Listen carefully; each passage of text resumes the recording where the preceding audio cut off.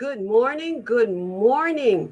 Happy Thursday. It is June 4th, 2020, and I would like to welcome you to this week's episode of When Life Needs a Detox. My name is Carol White, and I am your life detox strategist. Your life detox strategist must apologize to you this morning. There was an incident here at my house. You all are family. I fell. So it took me a while to get myself situated. I'm okay, but it does take a while when you're 55 going on 56 to get up and readjust from taking a fall. So we're going to get started because we are woefully late. This week's topic on when life needs a detox is racism. In order to fight the enemy, you must know and understand the enemy. Our country has been in a complete and utter turmoil following the video recorded death of George Floyd at the hands of 4 police officers on a city street in Minneapolis in broad daylight, which occurred on May 25th, 2020. There have been peaceful and not so peaceful protests, as well as unproductive episodes of vandalism and looting. Many cities, such as Chicago, are now left with cleaning up the devastation. Now, despite how you feel about some of the methodologies used, there was one central theme. Racism in this country has got to come to an end. Now, before we can talk about racism, we need to define it. And by definition, racism is the belief that groups of humans possess different behavioral traits corresponding to physical appearance and can be divided based on the superiority of one race or another. It might also mean prejudice, discrimination, or antagonism directed against other people because they are of a different race or ethnicity. Modern variants of racism are often based on social perceptions of biological differences between people. These views can take the form of social actions, practices, or beliefs, or political systems in which different races are ranked as inherently superior or inferior to each other based upon presumed shared inheritable traits, abilities, or qualities. But how do you fight against an ideology that seethes through this country like a poison deeply soaked into the ground? You must have a working knowledge and understanding of that enemy. Now, when it comes to racism, we have barely scratched the surface of understanding. For us to truly know and understand racism, we have to go all the way back to colonial America and study this country's first slaves, the indentured servant. That's right, y'all. Africans were not the first slaves in these United States of America. White men and women were. But I'm getting ahead of myself. Let me first explain what indentured servitude is. Indentured servitude basically means that within a system of unfree labor, an indentured is bound by a signed or forced contract, which is the indenture, to work without pay for the owner of that indenture for a period of time. Now, basically, this means you sold your services to somebody, or somebody bought your debt. Now, according to this definition, a person, like I said, could sell themselves into bondage for a specific payment or benefit. Now, this usually happened on the European side of this. Europeans that wanted to come to the Americas but didn't have the money for the ship fare sold themselves to the ship's captain, who then allowed them passage and turned around when he got to the Americas and sold that person's contract to a landowner. Sound like slavery, don't it? Or a person was purchased for the amount of their unpaid debt. You know, back in the day, they had a debtor's prison. So a landowner could go to the debtor's prison, look over the prisoners, and buy the prisoners he needed or wanted in order to work his land. Now, in some cases, people were even kidnapped and sold into servitude. Now, don't that sound like slavery? Now, supposedly, they were released from their servitude when the debt was repaid. But in many cases, the holder of the debt would rewrite the contract, changing the stipulations. And since most of these indentured servants were poor, they were also uneducated and they couldn't read. So all they could do was make their mark. Now, during the servitude, also, they were afforded only basic sustenance, which was food, shelter, clothing, and not the best of those. They were dehumanized, they were brutalized, whipped, raped, and they had no personal freedoms. Do you know indentured servitudes couldn't even marry who they wanted to? They needed permission to get married. That's slavery too. Now, as for their contracts, they could be sold by the contract holder to another landowner at any given time or inherited by a family member. Now, this system of indentured servitude began in America in 1609. The first Africans were not brought here as slaves until 1619. The first slaves in America were white. Isn't it amazing how history can be written and rewritten by those who have the power to write it? Let's get back to that. Now, here's what you need to understand. Insofar as the landowners were concerned, it didn't matter if you were black or white. You were their property, and they did with you as they wished. There was no division amongst slaves.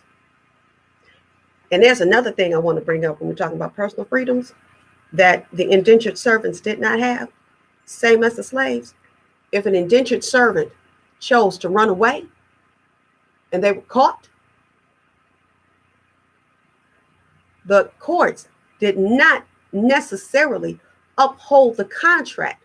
They were just returned to their owner. Indentured servitude was the same as slavery. This was actually outlawed and seen as a crime against humanity. Indentured servitude is a crime against humanity. But slavery isn't it? Ain't that something? Now, the whole thing between equal, paid for and equal changed with the Bacon Rebellion, which took place from 1676 to 1677. Now, it wasn't so much the rebellion that disturbed the powers that be.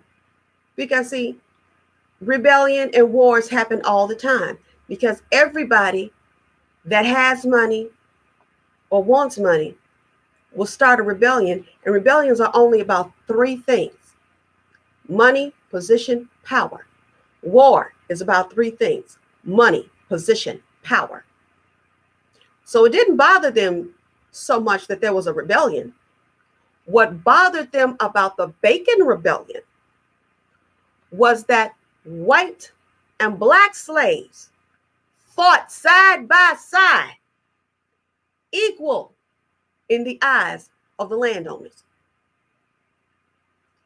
Now they had to devise a way, and this is England. You have to understand, it's 1676. We were still governed by England. That's the ruling powers that be when I speak of that. So England had to come up with a way so that whites and blacks never got together on this level again. So this is what they came up with. They revised the handling of the indentured servitude contracts. These contracts now were honored. And when they were freed, some of them were given a little bit of land, and then they were allowed to own firearms. By creating this level of position, there is now a marked division between slave and indentured and freed indentured servants. There's a difference between a slave and an indentured servant now, because an indentured servant can work toward freedom. That's where they created the divide. Because at once we were all equal. Everybody was a slave. But when they gave immigrant Europeans the ability to move from slavery to freedom, that's where your divide came in. So now there's a perceived level of superiority among the indentured and former indentured servants over slaves. And since many of these former indentured servants were now hired as overseers for the landlords, they began to adopt not only a sense of superiority, but a position of power over the slaves. This became beneficial for the ruling class because not only did they have control over their slaves, they now continued to have control over these indentured servants. So long as the former indentured servant continued to feel superior and powerful, they would do whatever was requested by them of the ruling class and do it willingly.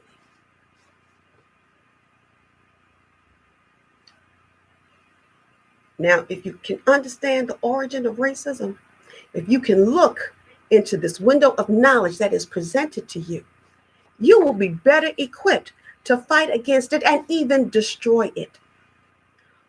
One of my favorite authorities on the subject of racism is Jane Elliott. She describes racism as a mental illness and a learned behavior. And this is true. Now, know and understand your enemy. It's the only way that you can defeat them. Now, I know this has upset a couple of folks, and it's okay. You all will get over that. Trust me, you will. But this is a part of American history that is never told. They kind of gloss over indentured servitude. I don't even think they really talk about that. They do talk about slavery, but you will find that they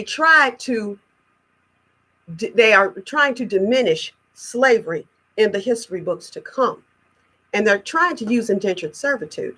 Now, a couple of years ago in Texas, a woman sued a book company because they published a school book, a history school book, that referred to slavery as unfair labor practices.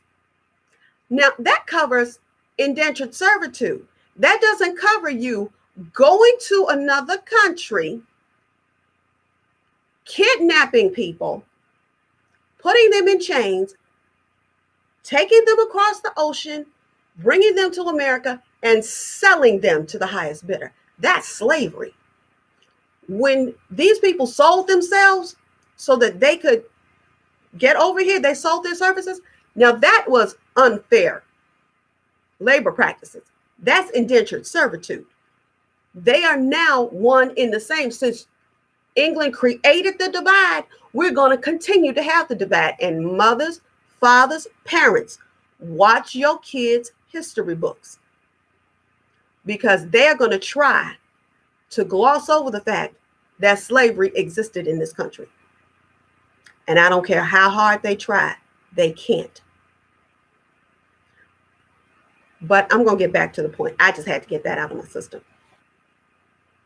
When we're talking about fighting racism, you have to understand England gave America the best mind screw I have ever seen, and it has lasted for centuries.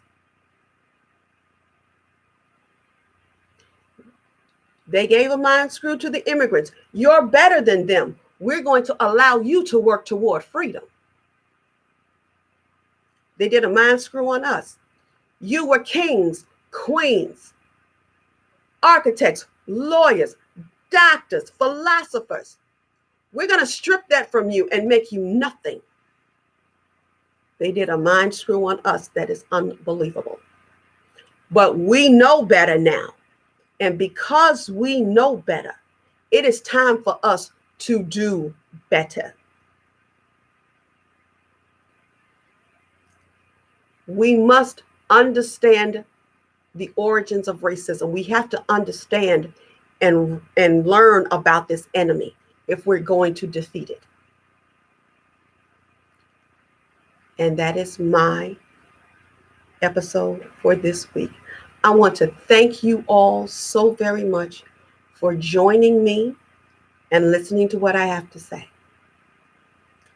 Until next time, this is Carol White for When Life Needs a Detox.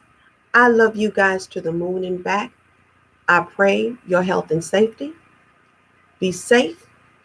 Wash your hands. Wear your masks. And we will see each other next week. Bye-bye now.